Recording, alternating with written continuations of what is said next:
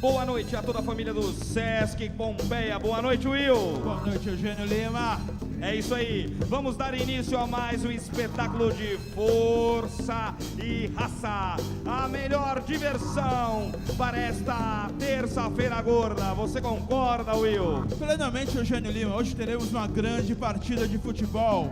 É isso mesmo, um jogo cheio de surpresas após um dia de trabalho duro e um bom jantar em casa. Levando para todos os amigos que estão no campo ou em frente à TV, mais uma maravilhosa partida de futebol.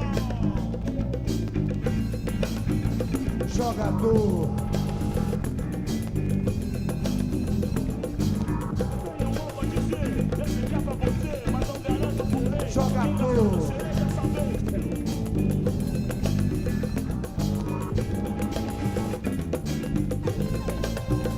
Jogador. Eu vou dizer, desejar pra você, mas não garanto por lei. Quem gastar eu serei dessa vez. Para os manos aqui, para os manos de lá. Jogador. Se der um nego pra nego será, mano.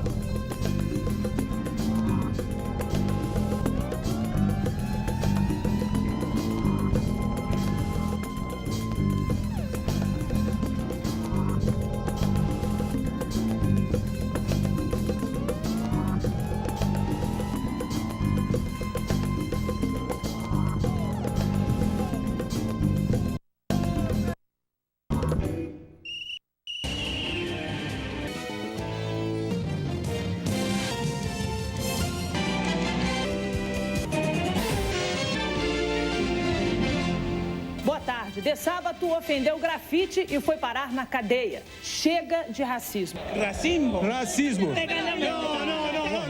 Um caso de racismo. Preso por racismo. O racismo. Com palavras racistas. Racismo. A denúncia de racismo por injúria e racismo. O racismo mais uma vez entrou em campo. Racismo na Taça Libertadores. Um dia que vai entrar para a história do combate ao racismo. Ninguém foi preso ainda no Brasil por racismo, agora foi. Vai até a delegacia. Que motivo? Por motivo de racismo. Racismo? Racismo. Racismo, que depois é uma falsa denúncia, Daqui a pouquinho também o jogador do Quilmes vai ter que fazer depoimento. Existe a possibilidade dele ser preso. Bem feito para esse cara e tem de começar a fazer isso com um jogador de futebol. Bem feito para esse cara, bem feito. Tudo ia bem, até que o zagueiro argentino De Sábato insultou o grafite que reagiu. No final do jogo, o delegado do Garra, Oswaldo Nico, levou os jogadores para a delegacia. Bem feito. E na delegacia do Morumbi, mais confusão. O atleta foi recebido no DP como um verdadeiro criminoso. Mais confusão. Para.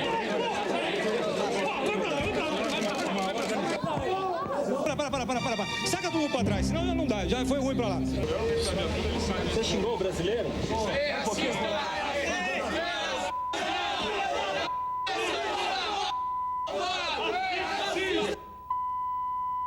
Grafite e De Sábato prestaram depoimento durante horas. Que lamentável. O jogador argentino Leandro De Sábato passou a noite numa delegacia de São Paulo acusado de racismo. Não é nada bonito isso. Bem feito. Não é nada bonito isso. Mais confusão. Veja como tudo aconteceu depois do jogo entre São Paulo e Quilmes. Porque após esta jogada, no fim do primeiro tempo, Grafite e Arano se estranham. O argentino provoca, Grafite levanta os braços. O zagueiro De Sábato se aproxima e ofende o artilheiro do São Paulo. Nervoso, Grafite bate com a mão na cara do adversário e é expulso junto com Arano. Mas é quase que um tapa, né? Porque é assim com a mão, né? Passa aqui, me chama de negrito, vai.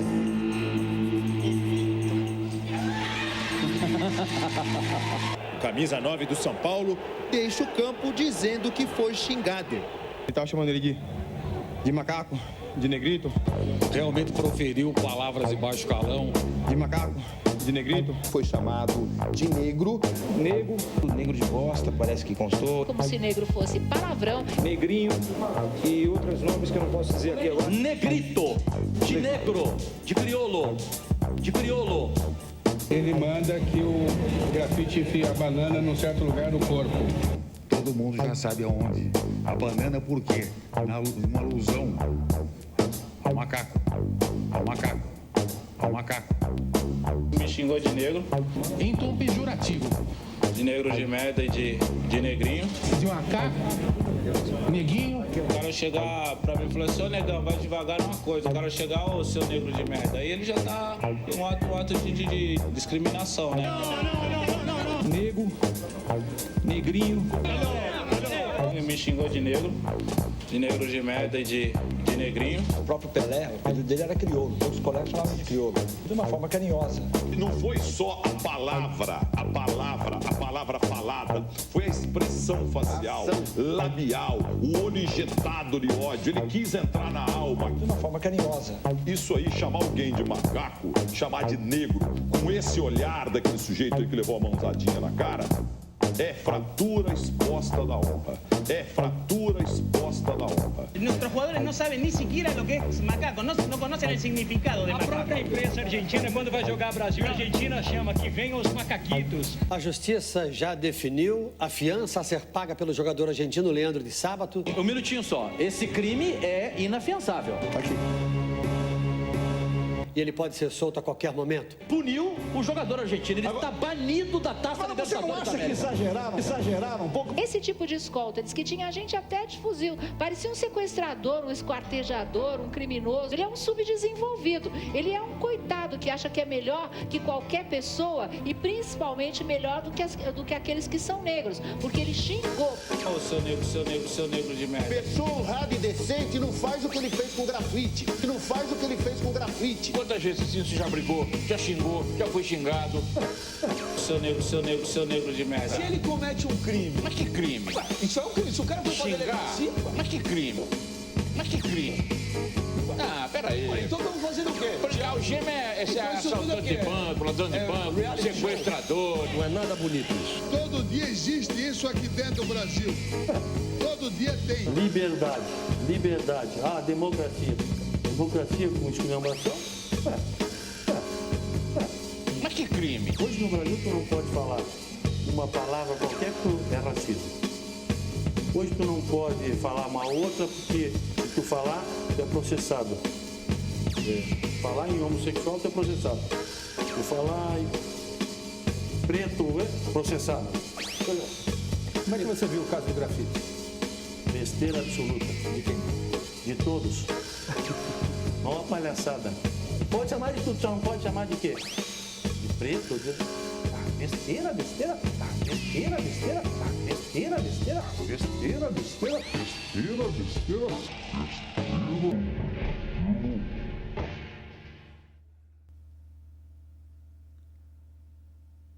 Não.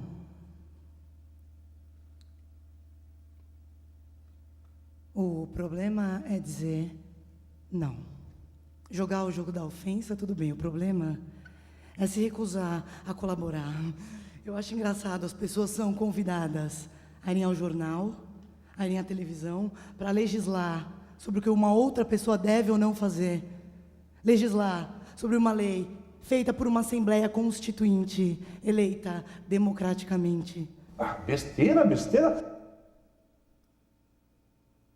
No fundo, você tem uma legislação absolutamente civilizada, do ponto de vista das relações raciais, que pune o racismo. Isso é civilizado.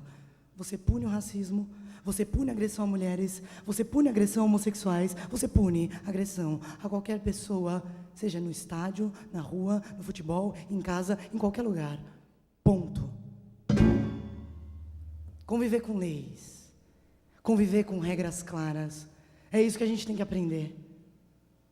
Besteira.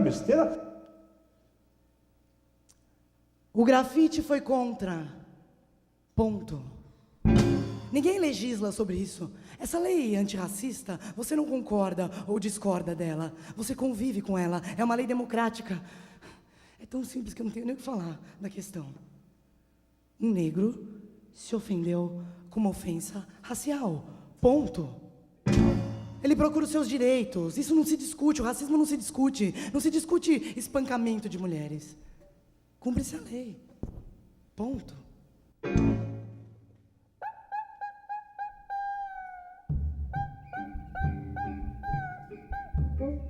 Tá reclamando do quê? No Brasil existe uma harmonia entre as raças, reconhecida em prosa e verso, e principalmente no comportamento das pessoas. O índio contribuiu com um espírito assim telúrico, que nos aproxima da paixão e do entendimento às plantas e os animais. O negro contribuiu com uma parte da comida, cultura, samba, mulata e futebol. O branco contribuiu com a inteligência do seu trabalho e nos trouxe a luz da civilização. Aqui tem sol. Tá reclamando do quê, criatura? Somos um cadinho de raças. Uma verdadeira democracia racial. Pare e olhe para a base. Fundamentos, fundadores, alicerces, criadores da história do Brasil. Nós somos um cadinho de raças. Nós somos uma democracia racial. Como pode a democracia racial surgir num país que não tem tradição de democracia política? No entanto, as relações entre negros, índios e brancos estão harmonizadas no nível do simbólico. O ideário de democracia racial não serviu para acomodar nacionalidades no final do século XIX. O ideário de democracia racial traz algum avanço em relação à questão do negro. O negro está em questão quando se fala em democracia racial. Onde estão os negros? Onde está a história? Onde estão os negros na história?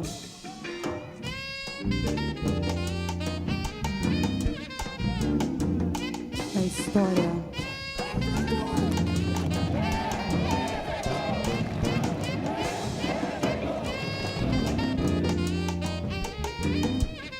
História. Onde estão os negros na história? Vou dizer. Em 1930, o movimento negro rompe o ideário de democracia racial. Em 1940, o Teatro Experimental do Negro chama o negro a participar do Pacto Populista. Em 1950, a Frente Negra chama a atenção para uma segunda abolição. Em 1970, o movimento negro rompe o ideário de democracia racial, exigindo uma especificidade étnica num país onde a especificidade étnica rompe todo o ideário possível. Quem acredita em democracia racial? Os negros acreditam. Acreditam?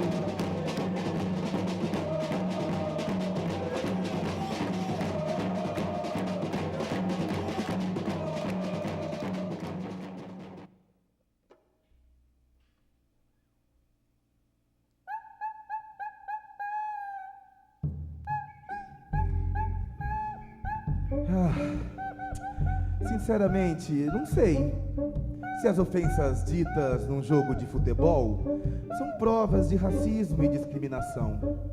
Bom senso é difícil definir e impossível estabelecer como regra. Cabe aos atores de cada situação aplicá-lo ou não.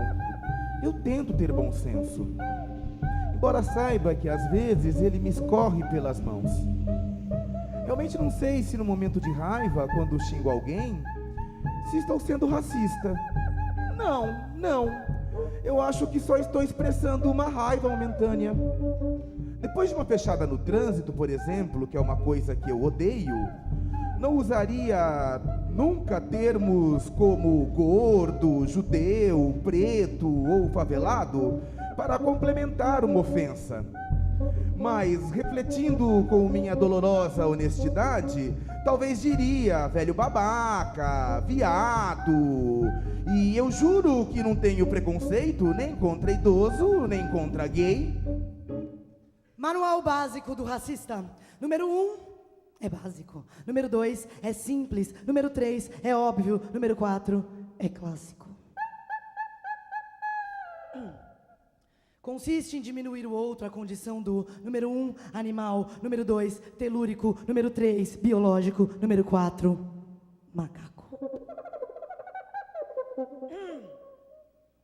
Retiram-se assim qualidades fundamentais para a sociedade ocidental, tais como, número 1, raciocínio, número 2, intelecto, número 3, inteligência, número 4, capacidade abstrata.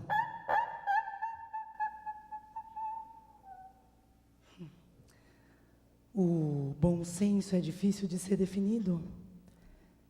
Já não se pode dizer o mesmo do racismo, ainda que olhos se embacem de bom senso e não possam traçar contornos para conseguir enxergá-lo. O Brasil não é racista. Quer dizer que no momento de tensão você pode expelir algumas coisas e que isso jamais represente a real relação que as pessoas têm cotidianamente e que um negro não pode se sentir ofendido porque teve sua etnia reduzida ao macaco, ao animal, preto filho da puta. Preto filho da puta! Macaco, cabelo de bombril! Cabelo de bombeiro! Volta pra África, baiano! Filho Paraíba! da puta! Paraíba! Volta pra África, negro filho de uma puta!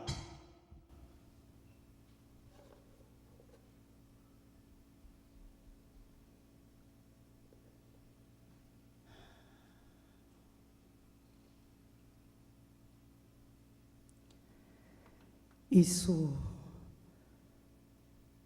não é ofensivo. Isso pode não ser um problema. Será que eu xingar uma mulher na rua de galinha é ofensivo? Será? Eu vou discutir isso. Eu vou discutir isso, porque está no mesmo nível. Eu vou discutir isso. É esquizofrenia, é loucura, é racial, é ofensa, sobre todos os pontos de vista, ponto.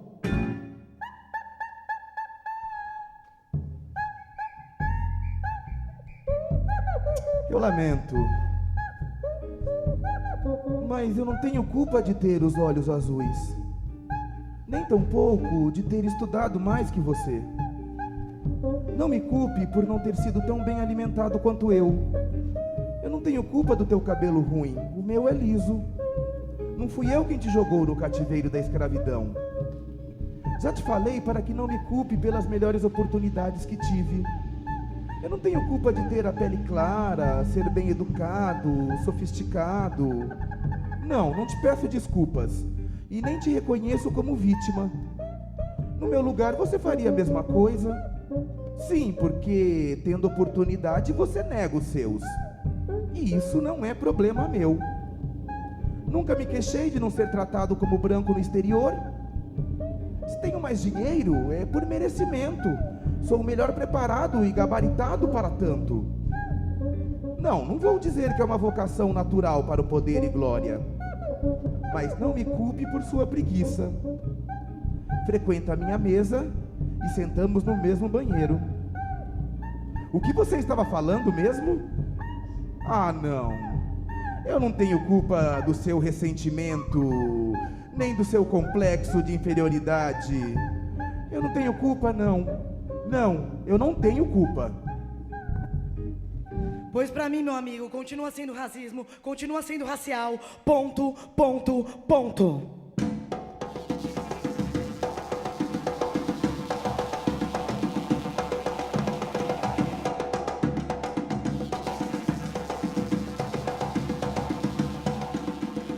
O Brasil é um país com tradição escravocrata. No Brasil, a direita tem tradição escravocrata, a esquerda tem tradição escravocrata, negros têm tradição escravocrata. A escravidão foi algo que contaminou de maneira péssima as relações no Brasil. Nós somos tão perversos com essa história de relações raciais que se as pessoas sequer tivessem o ideário de democracia racial, estaria muito bom.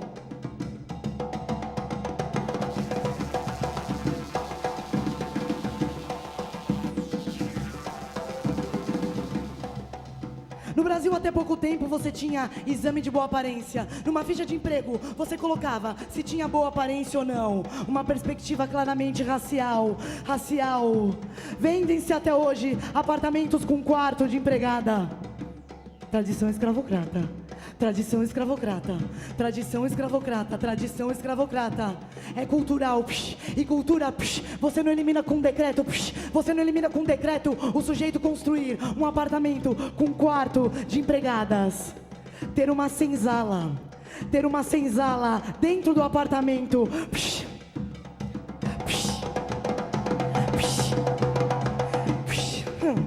Se você pegasse a participação do negro no cinema brasileiro, na televisão brasileira, daria um institucional da Ku Klux Klan de causar inveja aos caras da Ku Klux Klan.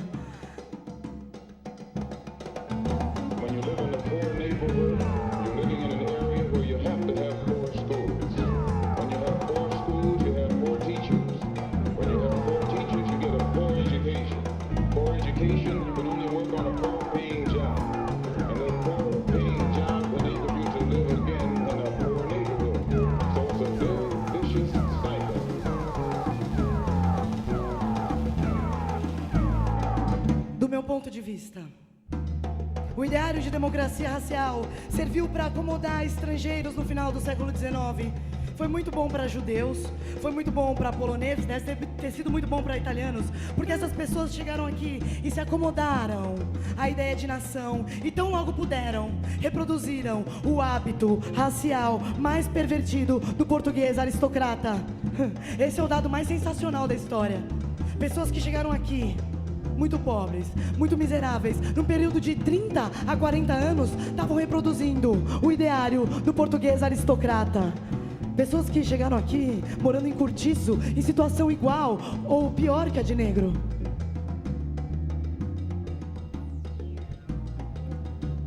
Como se reproduz o ideário de democracia? Como se reproduz o ideário racista? Como se reproduz o ideário racista?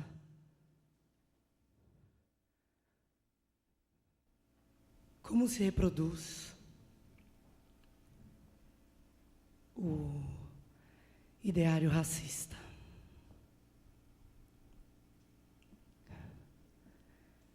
É a história do país. Pouco me importa que vocês, guardiões do politicamente correto, tentem me convencer que sou negro. Minha mãe é negra, meu pai é branco. Puxei mais ele. Na minha certidão de nascimento estou classificado como branco. E é isso que me importa. Não sou obrigado a me considerar negro. Meu pai não é negro.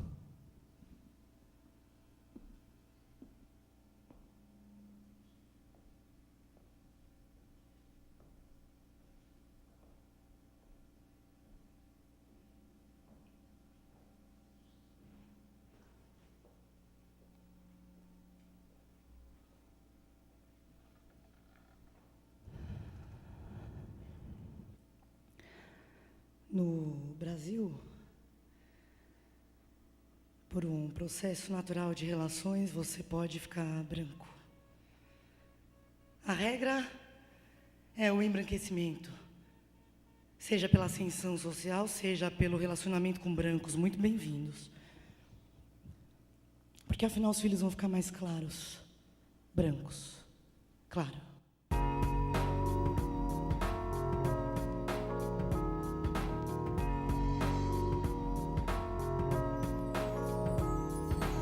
No século XX, acreditava-se que o Brasil, no final do século, seria branco. Se dependesse dos teóricos raciais da época, certamente seria, entre eles, Oliveira Viana, João Batista Lacerda e o Marquês de Gobineau, que ao chegar ao Brasil declarou: trata-se de uma população totalmente mulata, viciada no sangue e no espírito e assustadoramente feia. Juntando isso à ideia de que essa população mestiça escura, essa população negra, essa população mulata, se misturada com o sangue europeu, iria melhorar a raça. Incrível! No Brasil você pode embranquecer, e a cosmética de relações raciais diz que se você enriquece, você perde a cor. Isso mesmo, você ganha dinheiro e perde a cor. Azar de quem acreditar nisso. vai se dar mal. Negro que acreditar nisso vai se dar mal. Vai se magoar bastante. Porque o Brasil não quer nos ver como negros. Nós é que chamamos a atenção para essa questão. E quando nós chamamos a atenção para isso, nós somos interpelados como racistas, armadilha perigosíssima. Nós não podemos construir uma identidade porque ferimos a ideia de nacionalidade. A sociedade é racialmente complicada e a tentativa é inverter a jogada. Dizer que nós, ao chamarmos atenção para a cor, estamos chamando atenção para a raça. Ora, chamar atenção para a raça não significa ser racista. Significa só chamar atenção para a raça. Isso não pode apavorar as pessoas, porque o chamado é feito no sentido positivo, de igualdade, de participação. Porque o racista também faz isso. Ele aponta a sua cor, mas para te inferiorizar, humilhar, ofender, denegrir, depreciar. É importante que essa luta não se confunda com racismo, porque são duas formas de interpelação. A nossa, que é civilizadora, agregadora, junto inclusive com os brancos, e a do racista, que é desagregadora, retrógrada, vinda de onde vier. Eu acho uma das coisas mais torpes, mais abomináveis, mais selvagens é você chamar um negro de racista, porque rigorosamente você só tem uma situação racial quando você tem uma situação de dominação, uma situação racista quando o grupo que detém o poder impede outro grupo de ter acesso a qualquer bem simbólico ou material por conta de seu pertencimento racial. É um equívoco quando as pessoas dizem que o negro está chamando para um racismo negro. Racismo negro? Racismo negro? Não. Não. O racismo é branco. Não foram os brancos que foram escravos no Brasil, foram os negros. Foram quase 400 anos de escravidão negra.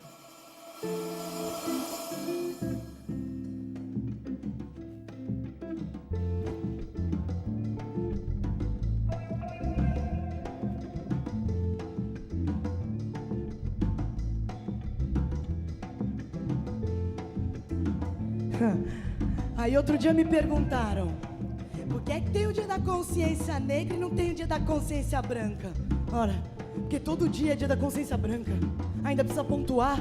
É que nem o dia das mulheres. Só faz sentido numa sociedade sexista. Se a sociedade não fosse sexista, não faria sentido ter o dia das mulheres, porque todo dia é dia da mulher.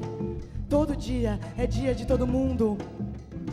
A ideia é você racializar o discurso, não no sentido de criar uma oposição ao branco, e sim no sentido de que, quando eu digo que sou negro, eu assumo a minha ascendência, eu assumo a minha história, e aí eu estou disposto a construir o reino da diversidade, mas a diversidade real, não a da fantasia, e ao mesmo tempo tá diante da mestiçagem, sim, mas a mestiçagem como o reino da diversidade, não como uma ascendência que precisa ser maquiada. É como se você tirasse a máscara da democracia racial e por trás dela tivesse um Brasil verdadeiro. Aí sim, mestiço, aí sim, democrático, aí sim, diverso. Mas essa diversidade real, não no sentido de vamos nos tornar cada vez mais brancos, vamos nos tornar cada vez mais brancos, porque você pode ser diverso, você pode ser democrático, mas sem abdicar da sua ascendência. Nós, negros, índios, mulheres, temos que civilizar as relações nesse país todas, porque eu acho que os brancos não também, porque branco é uma generalidade. A classe dominante desse país, que toda ela é branca, é incivilizada, é isso que eu acho. Que as relações nesse país são incivilizadas. As relações são mediadas e o preconceito vai se internalizando, uma coisa que parece inofensiva, e vai se acumulando, vai se acumulando, vai se acumulando, vai se acumulando, vai se acumulando, vai se acumulando, vai se acumulando, vai se acumulando, vai se acumulando, vai se acumulando, até o momento em que você é exterminado fisicamente, como foi o caso do Flávio Santana.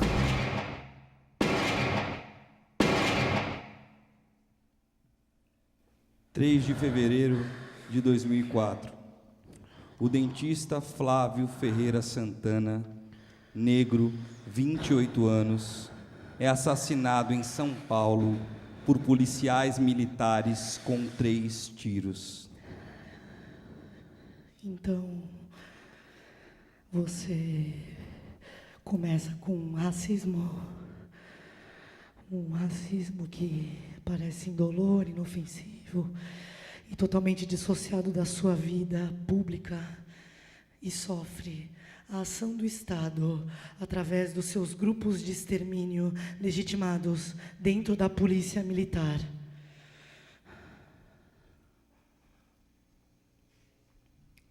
E acaba morrendo.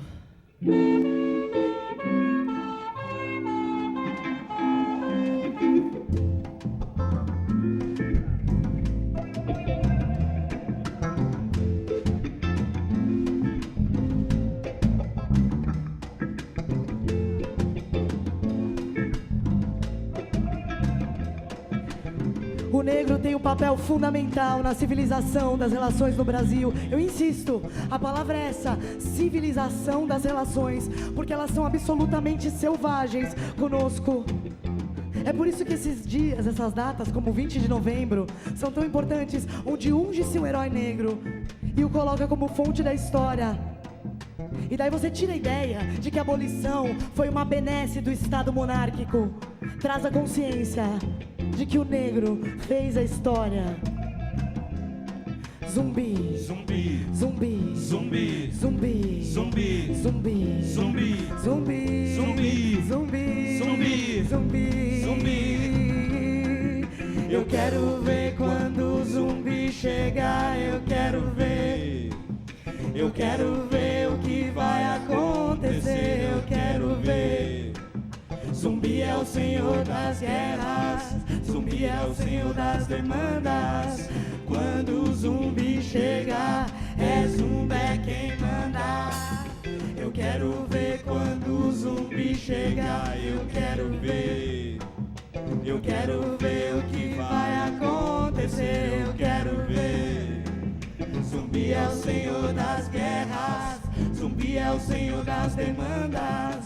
Quando o zumbi chegar, zumbi é quem manda. Mas agora a gente precisa avançar, porque os heróis somos todos nós, e não um herói que vai nos levar ao caminho da liberdade. Os heróis somos todos nós que sobrevivemos no dia a dia, no dia a dia. É ter a seguinte postura: sou negro sim, quero os meus direitos, e eu não tô tirando nada de ninguém. Eu não tô dizendo que o branco é pior, que é ruim, eu não tô dizendo nada disso. Eu estou dizendo, sou negro sim, tenho orgulho de ser negro e quero os meus direitos como cidadão brasileiro. Eu não quero me integrar à sociedade. Eu sou a sociedade.